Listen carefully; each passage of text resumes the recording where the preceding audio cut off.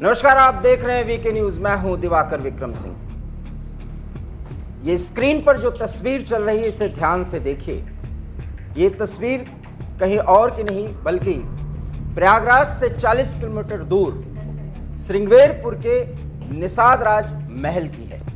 निषाद राज के बारे में आपको पता होगा, जो भगवान राम को वनगमन के दौरान अपने महल में विश्राम करने के लिए बाकायदा उनको आदर सहित बुलाए थे और उनसे इस बात का जिक्र किया था कि वो वन न जाएं और निषाद राज के ही महल में रहें और एक राजा की तरह।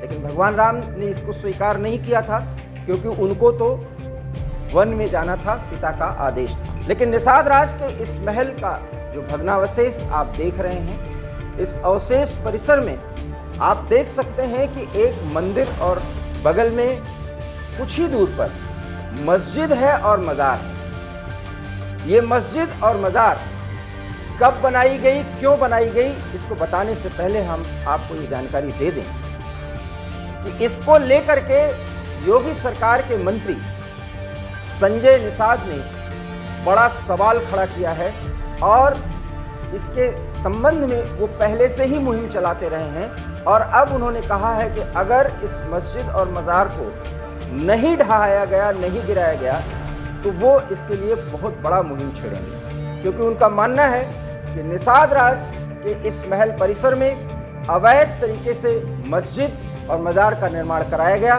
जिसमें तुष्टीकरण की नीति के तहत पूर्व प्रधानमंत्री इंदिरा गांधी ने इसमें बहुत सहयोग किया था और मूक सहमति दी थी। योगी सरकार के मंत्री संजय निषाद इसके संदर्भ में कई बार सवाल उठा चुके हैं और अब वो गोरखपुर में बाकायदा ऐलानिया तौर पर कह चुके हैं कि अगर ये मस्जिद और मज़ार समय रहते ढहाया नहीं गया तो वो मूवमेंट छेड़ेंगे, आंदोलन करेंगे और कोई बड़ा कदम उठा सकते हैं। इसके लिए वो कोई भी कुर्बानी देने के लिए तैयार है। इस संबंध में आगे क्या होगा ये तो समय बताएगा, लेकिन ऐसा माना जा रहा है कि अगर इस पर सहमति बनकर कोई एक फैसला लिया जाए और सहमति के साथ इस मस्जिद और मज़ार को कहीं दूसरी जगह स्थानांतरित किया जाए, ये बात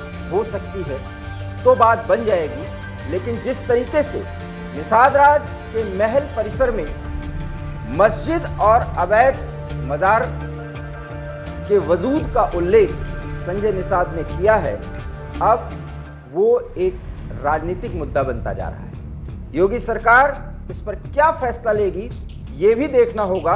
और अगर कोई मुद्दा राजनीतिक बन रहा है और उसके संदर्भ में उसी कम्युनिटी से, अर्थात संजय निषाद हैं, वो ये सवाल उठा रहे हैं और आंदोलन करने की बात कर रहे हैं, कोई भी कुर्बानी देने की बात कर रहे हैं, तो इतना तय है कि बाबा का बुलडोजर यहाँ चलाया जा सकता है। लेकिन पहले सहमति बनाने की कोशिश की जाएगी।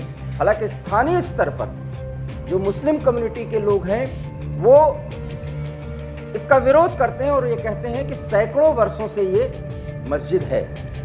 इस बात का जिक्र निषाद भी करते हैं। संजय निषाद के मुताबिक यहाँ पर मस्जिद और मज़ार के एस्टैब्लिशमेंट की और उसके स्वरूप को भव्य बनाने की इजाज़त कांग्रेस की तरफ से दी गई थी और तुष्टीकरण की नीति के तहत ऐसा किया गया था।